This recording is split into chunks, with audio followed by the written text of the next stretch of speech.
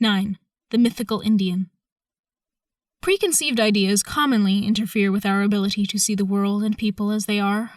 Our preconceptions have religious roots. They express our essential faith.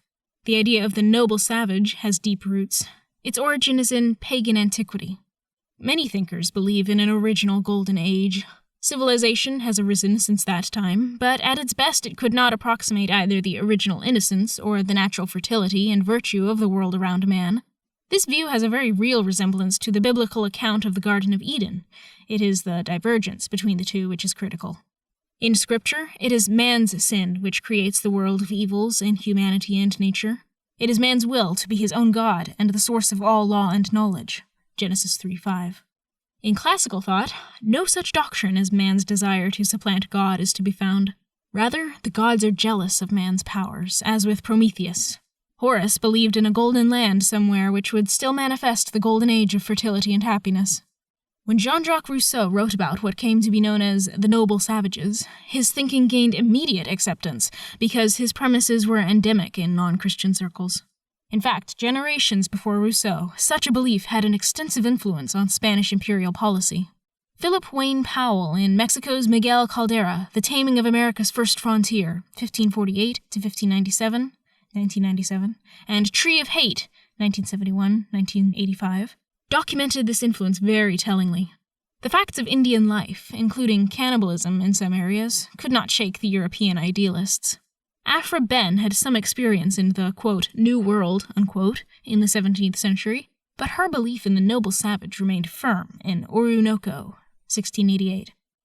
The mind of the noble savage was seen as a pure mind, one which, without the, quote, corruption, unquote, of Christianity, had attained to a, quote, true, unquote, knowledge of, quote, natural religion, unquote.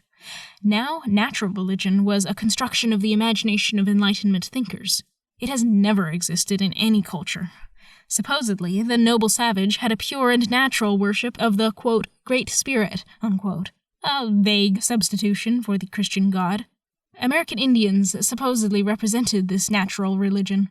Because the Indians, courteously and agreeably, did not contradict strange questions, but rather expressed a vague assent, scholars assumed that this was proof of the Enlightenment's doctrines. In time, Indians learned that acceptance of certain ideas commended them to those Europeans, so they began to adopt them. The belief in the noble savage living in a state of nature is not only unrealistic, but is also a static idea. It assumes an unchanging and ideal natural culture, in which the Indian has always existed.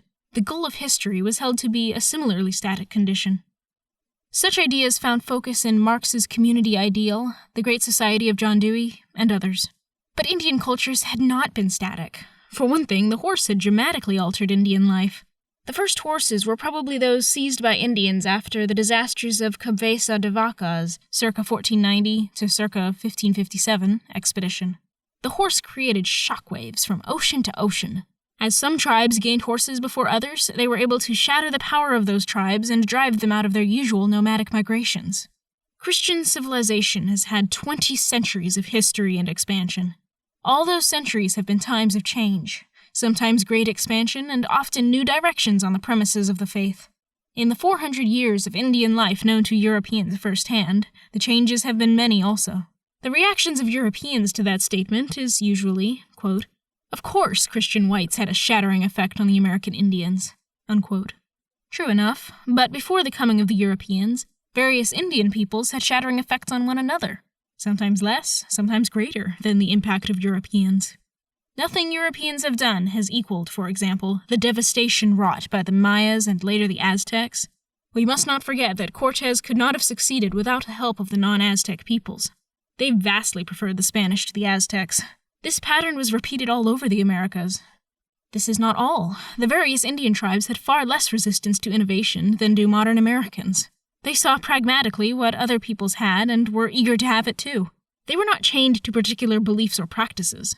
I had known that Indian children in earlier days had been taken from their parents and sent to boarding schools. All the same, I was shocked when one or two of the older men showed me the place near the agency office where their fathers had been shackled in irons until their sons, put into hiding, were surrendered. The men both appreciated my dismay and were a bit amused by it.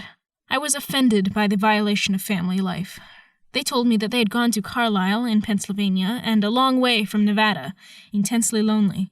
But, in time, they found it an exciting new world of experiences and saw things they had never dreamed existed.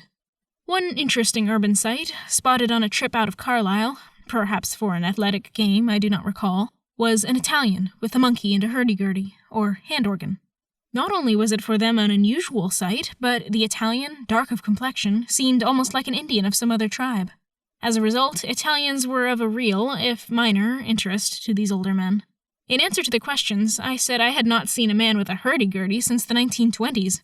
These men were curious about Italians in the United States and their progress. An Italian was no longer identified by a hurdy-gurdy and a monkey, so why then should an Indian be identified by what he was a generation or 100 years ago? Some young Indians had already become enamored of playing the role of a white man's version of the Indian. It had an obvious appeal to white liberals and romantics, and was a good means of getting attention and approval. An Indian delegation to Washington, D.C. and Congress often had an older and semi-senile man dressed as an Indian chief as part of the charade. These old Indians despised the game. They deeply resented any identification of Indians with artifacts out of the past. They relished it when I told them of pagan, German, and British tribes and their practices. Of particular delight was my account of how the British tribes, when Rome invaded the island, fought naked with their bodies painted. "Maybe," one of the Indians said, "we should refuse to hear any Indian Services official unless he first strips and proves that his ass is painted blue." Those old Indians are gone. Both whites and Indians now play the silly game of identifying people with artifacts from the past. It is an absurdity neither seems ready to surrender.